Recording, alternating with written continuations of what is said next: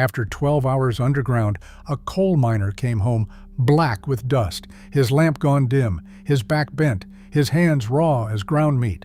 And waiting on the table was a supper his wife had built from almost nothing: a pot of beans, a skillet of cornbread, whatever the garden and a little company store script could be stretched into. We're counting down 30 Appalachian coal camp suppers that fed the men who dug America's coal. Dishes born in company towns, raised in mountain gardens, and carried through hard winters and thin paydays. Expect wild greens, cheap cuts of hog, and flavors forged when nothing could ever be wasted. Which supper tops our list? Let's begin the countdown with number 30. Number 30, fried bologna was the coal camp's answer to a steak nobody could afford. A thick slice cut from the ring at the company store, scored around the rim so it wouldn't curl, then dropped into a screaming hot skillet until it puffed up and browned into a cupped medallion. Slapped between 2 slices of light bread or a split biscuit with a smear of yellow mustard, it filled a dinner bucket for pennies. In the hollows of West Virginia, folks half-jokingly called it Appalachian round steak, and the name stuck because it was often the only round steak a family ever saw. Children waited for the sizzle, that greasy smell drifting down the row houses. It asked nothing of a tired woman but a hot stove and a sharp knife, and it never once let a working man walk into the mine hungry. Number 29. Salmon patties turned a single can into supper for a whole family. When the garden was bare and the smokehouse near empty, a woman reached for a tin of pink salmon off the company store shelf, bones and all, and mashed it with cracker crumbs or leftover cornbread, an egg if the hens were laying, and a little chopped onion. Shaped into flat cakes and fried in bacon grease until the edges lace-browned, they carried the taste of something from far away, from an ocean most coal camp children would never lay eyes on. A can cost a dime, and a dime fed 5 with potatoes on the side. Fridays especially, when the Catholic families up the row kept meatless custom, the smell of frying salmon drifted through the camp. It was thrift dressed up as a treat, and every last bone got mashed in for the good of it. Number 28. Vinegar pie was the dessert born of an empty pantry, sweetness conjured when there wasn't a lemon or an apple to be had for miles. A cook stirred sugar, flour, and egg, and a good splash of cider vinegar into a filling, poured it into a crust, and baked it until it set into something tangy and custard smooth that fooled the tongue into thinking it tasted citrus. In the deep of a mountain winter, when fresh fruit was a memory and money was scrip you could only spend at the company store, vinegar pie was how a mother gave her children something to look forward to. Recipes traveled from cabin to cabin, scratched on the backs of feed sacks. It cost almost nothing and asked only for what every kitchen already had. Poor man's pie, some called it, but on a cold night, it tasted like plenty. Number 27. Fried cornmeal mush stretched a pot of humble porridge into 2 meals. The night before, a woman boiled cornmeal with water and salt until it thickened, then poured it into a loaf pan and set it in the spring house to firm up overnight. Come morning, she sliced it cold and fried the slabs in grease until they turned gold and crackly on the outside, soft as pudding within. Drizzled with sorghum or a little bacon drippings, it sent a miner off before daylight with something hot in his belly. Cornmeal was cheap and ground at the local mill, sometimes traded for a day's labor. Oral histories from the Kentucky coal fields recall children eating fried mush morning and night for weeks in a lean winter, never complaining because the alternative was going without. Number 26. Chow chow was the jar of summer a family cracked open in January. When the garden came in all at once, a woman couldn't let a thing rot, so she chopped green tomatoes, cabbage, peppers, and onions, packed them with vinegar and spice, and sealed them in glass jars that lined the cellar shelves like little lanterns. Come deep winter, a spoonful of that sweet and sour relish brightened a bland plate of beans and cornbread, cutting through the sameness of a diet built on starch. Every household guarded its own blend, some sweeter, some hot enough to make your eyes water.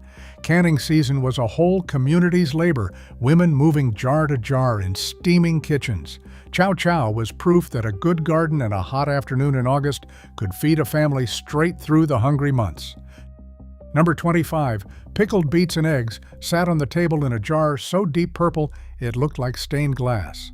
After a woman canned her beets, she saved the ruby brine, dropped in hard-boiled eggs, and let them steep until the whites turned a vivid magenta clear through to the yolk.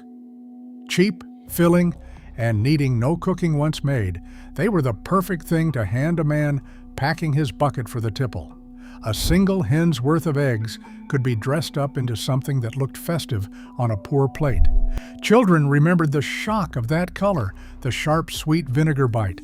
Made from garden beets and yard eggs, the whole dish cost a family nothing but time. It was a small, bright act of making do that turned the plainest supper into something a little bit special. Number 24, poke salad was the wild green that came free with the spring. When the first tender shoots of pokeweed pushed up along the fence rows and rail beds, folks who knew what they were doing gathered the young leaves before the plant turned. The trick, passed carefully mother to daughter, was to boil it hard, pour off the water, and boil it again to draw out what could make you sick, then fry it in bacon grease, sometimes scrambled with an egg. Only the poor ate poke, they said, and in the coal camps that meant nearly everybody in April. It was the first fresh green after a long winter of beans and taters, and mountain folks swore it cleaned the blood. Free for the picking, it carried the taste of the woods and the relief of winter, finally breaking. Number 23, killed lettuce, or wilted lettuce, was the salad that only lasted a few weeks each year. When the leaf lettuce and green onions came up early and tender in the garden, a woman tore them into a bowl, then poured a spoonful of screaming hot bacon grease straight over the top. The leaves hissed and collapsed, killed by the heat, dressed in warm fat and a splash of vinegar. It was garden freshness and rich pork drippings in one bite, a rare thing in a diet so heavy with the cellar and the smokehouse. Miners' families up and down the hollow made it the same short season, and children learned to eat their greens the only way anybody could stand them. Killed lettuce marked the calendar as surely as the dogwoods, a taste that meant the garden had come alive again. Number 22, ramps and taters filled a mountain kitchen with a smell that carried 3 cabins down. Each spring, men and boys climbed the ridges to dig ramps, the wild leeks that grew in cool, damp coves, hauling home sacks of the pungent green things. Chopped and fried with potatoes in a black skillet, sometimes with scrambled eggs thrown in, they made a supper so fragrant with garlic and onion that whole camps reeked of it for days. Schools were known to send children home for the smell of it. But mountain folks loved ramps like nothing else, believing they were a tonic after a long winter underground and indoors. A free harvest that cost only a hard climb, ramps turned an ordinary skillet of potatoes into the most anticipated meal of the whole coal camp spring. Number 21, fried green tomatoes rescued the last of the garden before frost took it. When the vines still hung heavy with tomatoes that would never ripen before the cold, a thrifty woman picked them hard and green, sliced them thick, rolled them in seasoned cornmeal, and fried them crisp in a hot skillet. Tart and firm inside, crunchy and golden without, they were tang and comfort in the same bite. Not a single tomato went to waste in a place where the garden meant the difference between eating and not. Children who wrinkled their noses at the sourness ate them anyway, dipped in a little sorghum or salt. Served alongside soup beans, fried green tomatoes stretched the harvest right up to the killing frost. One more clever way a coal camp table refused to let the season end with anything left rotting on the vine. Number 20, souse meat, or hog's head cheese, made a virtue of the parts nobody wanted to name. After the fall hog killing, when a family used every scrap of the animal that had eaten their scraps all year, the head and trimmings were simmered for hours until the meat fell away, then chopped, seasoned hard with vinegar and pepper, and pressed into a loaf that set firm in its own jelly. Sliced cold onto bread, it was breakfast and supper both, protein a family had raised themselves rather than bought with scrip. The look of it turned some stomachs, and children often fled the kitchen on souse-making day. But grandfathers ate it with relish, remembering leaner times. In a coal camp, a hog was wealth, and souse was the proof that not 1 ounce of that wealth went into the ground. Number 19, liver mush was the humble loaf that stretched a hog's liver into a week of breakfasts. Pork liver and scraps were cooked down, ground fine, thickened with cornmeal, and seasoned with sage and black pepper, then packed into a pan to firm up in the cold. Sliced and fried until the outside crisped, laid on a biscuit with a little mustard or a run of sorghum, it sent a man to the mine full and warm. Cheap and dense with the iron a laboring body needed, it was a coal camp staple across the Carolinas and up into the Virginia fields. Some folks turned up their noses at the word, but those raised on it defended it fiercely. Liver mush was thrift you could hold in your hand, another piece of the hog that a hard-working family refused on principle to ever throw away. Number 18, crackling cornbread turned the leftovers of lard making into the finest bread on the table. On the day a family rendered hog fat into lard, the crisp little bits of skin and meat left behind, the cracklins, were folded straight into the cornbread batter. Baked in a cast iron skillet, greased and screaming hot, it came out with a crust you could hear break, studded through with salty, crunchy pork. A wedge of crackling cornbread crumbled into a bowl of soup beans was a supper a miner dreamed about at the bottom of the shaft. It carried the whole story of the fall hog killing in a single slice, nothing wasted, every scrap made delicious. Plain cornbread fed a family, but crackling cornbread was a small celebration, the kind of everyday luxury that cost nothing and meant everything. Number 17, ham with red-eye gravy was Sunday morning's reward after 6 days below. A slice of salt-cured country ham, sharp and dense, was fried in the skillet until the drippings caught and darkened. Then a woman poured in a splash of black coffee to loosen all that flavor from the pan. The gravy that came up was thin, dark, and glistening. Red-eye, they called it, poured over the ham and sopped with a biscuit. It cost a family the ham they'd cured themselves and a cup of coffee they'd have drunk anyway. The smell of it on a Sunday meant no whistle would blow, no shift to catch, just a rare, slow morning. Miners' children remembered the salty bite and their fathers lingering at the table. Red-eye gravy was simple as could be, and on the one morning of rest, it tasted like ceremony. Number 16, biscuits and sawmill gravy was the breakfast that armored a man against the cold and the dark. A woman rose before her husband, cut cold lard into flour, and turned out a pan of tall biscuits, then made the gravy from a spoon of sausage drippings, a scatter of flour, and milk stirred until it thickened creamy and specked with pepper. Split a biscuit, ladle the gravy over, and a miner had fuel enough to swing a pick until noon. It was called sawmill gravy after the logging camps, but the coal camps claimed it just as hard. Cheap flour, a little grease, milk from the family cow, or a can of evaporated, it fed a family for a few cents a head. That plate of biscuits swimming in white gravy was the daily anchor of the coal camp morning, warm proof that somebody loved you enough to rise in the dark. Number 15, fried fatback was the salt pork that flavored a whole camp's cooking. Cut in strips from the side of the hog and cured hard in salt, fatback was fried until it rendered and crisped, and the drippings left behind seasoned everything else on the stove. Sometimes it was rolled in cornmeal and fried into what folks called streak-a-lean, eaten straight with biscuits and its own milk gravy. A miner's body craved the fat after a shift that burned every calorie, and salt pork kept for months without ice in a place where refrigeration was a dream. It cost a few cents a pound at the store, or nothing if you'd raised the hog. Fatback was the quiet backbone of the coal camp kitchen, the fat that fried the taters, seasoned the beans, and greased the skillet for every other dish on this list.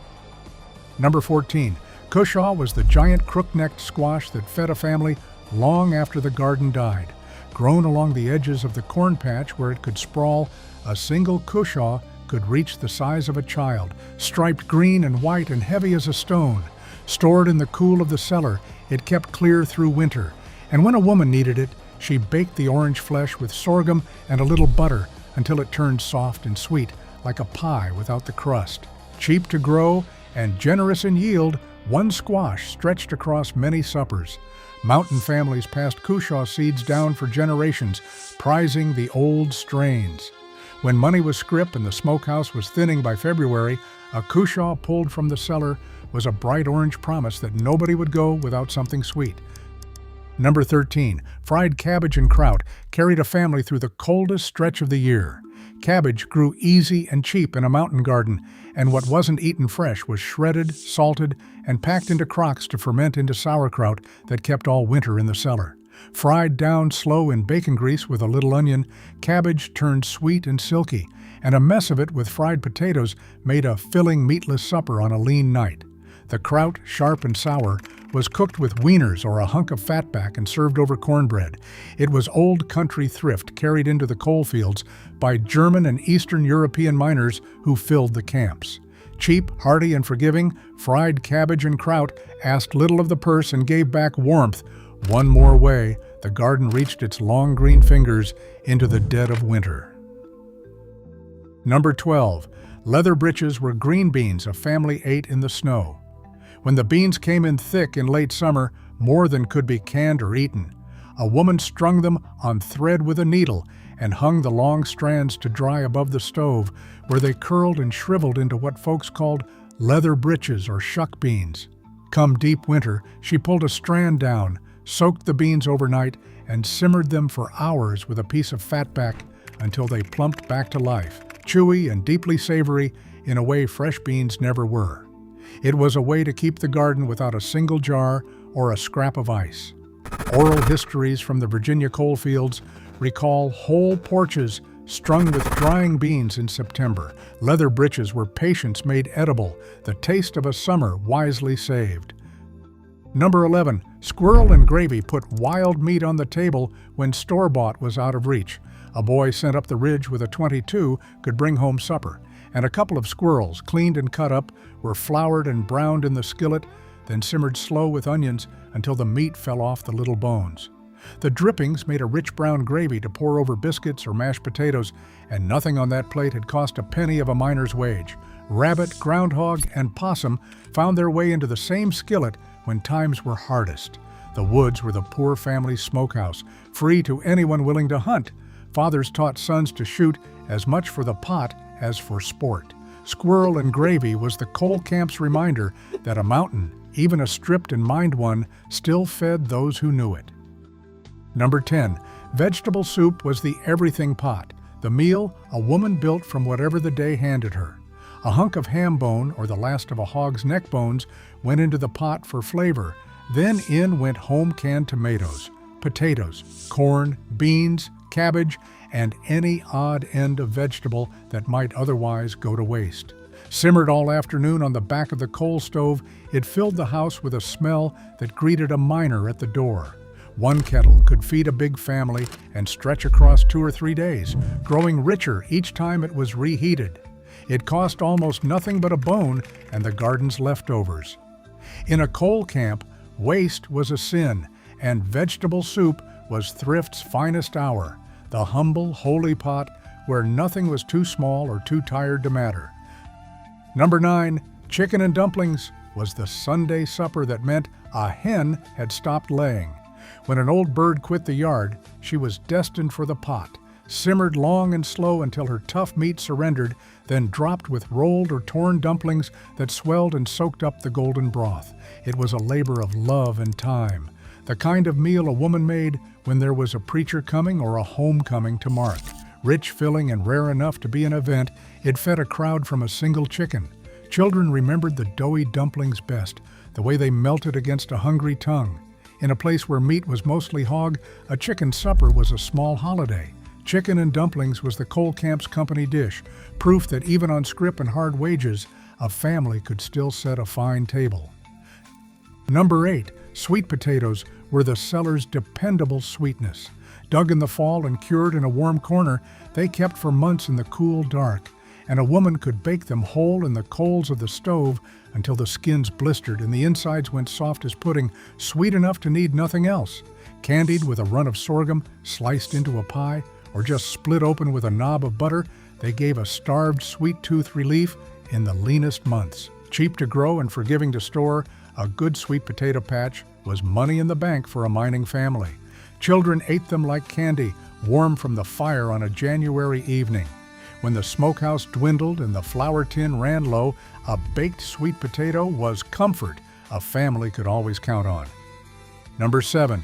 Sorghum and biscuits was the coal camp's dessert, breakfast, and everything in between. In the fall, whole communities gathered at the sorghum mill, feeding cane stalks through a press turned by a mule walking in slow circles, then cooking the green juice down for hours into thick, dark, mineral-sweet syrup. A jug of sorghum lasted a family through winter, run over a hot biscuit, stirred into cornmeal mush, or sopped straight up until the plate shone clean. It was the sweetness of a place that couldn't afford much sugar, made by hand from what the land gave. Children counted the days to sorghum making, that carnival of steam and mule and molasses. A biscuit split and flooded with dark sorghum was the taste of the mountain itself, the cheapest luxury in the camp, and to those raised on it, the finest. Number 6, apple stack cake was the wedding cake of coal country. In the fall, families dried apples on the roof or by the stove, then stewed them down into a thick spiced butter. The cake itself was thin layers of molasses-sweetened dough, more cookie than cake, stacked 5 or 6 or even a dozen high, with that dark apple filling spread between each one. Made days ahead so the layers could soften into a moist, deep-flavored whole, it was the centerpiece of every celebration a coal camp could muster. At weddings, folks say, each guest brought a layer, and the bride's popularity was measured in how tall her stack cake grew. It cost only what the garden and orchard gave, dressed up with hoarded molasses. Apple stack cake was thrift turned into grandeur, the humblest ingredients built layer by patient layer into joy. Number 5. Cornbread and buttermilk was the supper a tired man ate in the dark with a spoon. There was hardly anything to it. A wedge of leftover cornbread crumbled into a tall glass of cold buttermilk, eaten straight from the glass with a spoon like a soup. But after 12 hours underground, that sour, tangy, filling mess was exactly what a body wanted, cool and easy and asking nothing of a weary jaw. It cost only the cornbread already on the table and the buttermilk left from churning. Old miners swore by it before bed, and children ate it in summer when the stove was too hot to light. Simple past the point of being a recipe, cornbread and buttermilk was the quiet, private supper of the coal fields, the plain food a man reached for when he was too spent for anything grander. Number 4. Fried potatoes and onions were the daily bread of the mining life, the one dish that appeared on the table more than any other. Potatoes grew abundant in the mountain gardens and stored all winter in the cellar, and a woman sliced them thin, tossed them into a skillet slick with bacon grease, threw in a chopped onion, and fried them slow until the edges crisped brown and the middles turned tender. Salt, pepper, and patience were all it took. They filled a dinner bucket, stretched a meatless night, and partnered with everything else on this list. Cheap, dependable, and endlessly good, fried potatoes were the coal camp's true staple. Children grew up on them and grew old, craving them. When there was nothing else in the house, there were nearly always potatoes, and a skillet of them meant no one at the table went to bed hungry. Number 3, greens and ham hock cooked all afternoon and fed body and belief alike. Whatever grew leafy in the garden or the hills, mustard, turnip tops, kale, or creasy greens gathered wild from the creek banks went into a big pot with a smoked ham hock and simmered down for hours until tender and silky. The dark, smoky broth left behind, the pot liquor, was prized as much as the greens themselves, sopped up with cornbread or drunk straight for its strength. Mountain folks believed those greens carried a laboring man through, iron and life pulled up out of the ground. A ham hock cost pennies. The greens cost nothing but the picking. Served over cornbread with a spoon of chow-chow on top, greens and ham hock was coal camp nourishment at its deepest, the kind of supper that felt less like eating and more like being restored. Number 2, fried apples brought the orchard to the breakfast table all year long. In the fall, families dried apple slices by the bushel or canned them in jars, so that even in February, a woman could pull them out and fry them down in butter and sorghum until they went soft, dark, and caramelized at the edges. Spooned over a biscuit or eaten alongside sausage and eggs, fried apples were sweet comfort in a place that had precious little to spare. Nearly every family kept a few apple trees, and nothing from them was wasted. The windfalls dried, the sound ones stored, The rest cooked down. Children remembered the smell of apples and cinnamon on a cold morning better than almost anything. Cheap, sweet, and warm, fried apples were the taste of a coal camp doing its best to send its children off to school and its men off to the mine with something like joy. And in first place, number 1, soup, beans, and cornbread were the heart, soul, and daily salvation of the Appalachian coal camp. A pot of dried pinto beans went on the stove in the morning with a piece of fatback or a ham bone and simmered low all day until the broth turned thick and creamy, and the whole house smelled of them. A cast iron skillet of cornbread came out golden alongside, crumbled right into the bowl, or served on the side to sop the soup. That was it. That was supper, night after night, in cabin after cabin, up every hollow from West Virginia to Kentucky to the Virginia line. Beans were cheap, they kept forever dry, and they fed a family for pennies while giving a laboring man the protein his body screamed for. A raw onion, a spoon of chow-chow, a glass of buttermilk on the side, and a miner had everything he needed. Oral histories of the coal fields returned to this meal above all others, the one every child remembered, the one every mother made. Soup, beans, and cornbread cost almost nothing and carried a whole people through the Depression, through strikes, through the long, dark decades underground. It was poverty food that somehow tasted like home, the truest and most beloved supper the coal camps ever knew. From fried bologna at the bottom to soup, beans, and cornbread at the very top, these 30 suppers tell one powerful story. A people who fed themselves with almost nothing and never went hungry when it mattered. The garden, the hog, the cellar, and the woods did what a company store paycheck never could. Beans, cornmeal, fatback, and sorghum turned up again and again, the humble backbone of a whole way of life. These weren't just meals, they were the daily proof that love, patience, and a hot skillet could carry a family through the hardest work America ever asked of anyone. Which of these did your family make? Let me know down in the comments.